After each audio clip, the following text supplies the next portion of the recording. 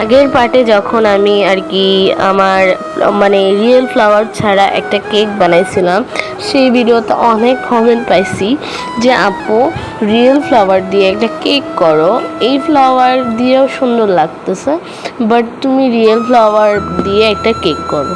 তো ভাগ্যবশত আমি সেটার অনুযায়ী একটা কেকও পেয়ে গেছি।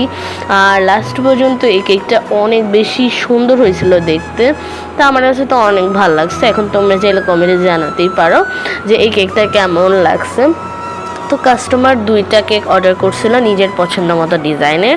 তো তারপরেও আমি কিছু ডিজাইন দেখাইলাম। তখন আপু নিজের ডিজাইনের কেক ক্যান্সেল করে তারপরে আমার মানে হচ্ছে গিয়ে আমার ডিজাইন দেখে কেক অর্ডার করে। আর হচ্ছে মানে 2টাই আমার পছন্দ মতো কেক অর্ডার করছিল।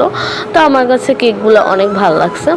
তো এর মধ্যে আমি একটা দেখাচ্ছি, এরপরে আমি আরেকটা দেখাবো যে মানে আরেকটা কি অর্ডার করছে সেটাও দেখাবো। তো এই দেখো আমি এটাকে ভালো করে ফিনিশিং করে নিচ্ছি।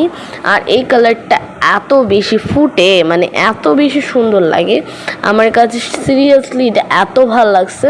তা আমি এখানে রিয়েল ফ্লাওয়ারগুলো বসিয়ে দিচ্ছি। আর কেকের লুকই চেঞ্জ হয়ে গেছে। এটাই হলো কেকের ফাইনাল লুক।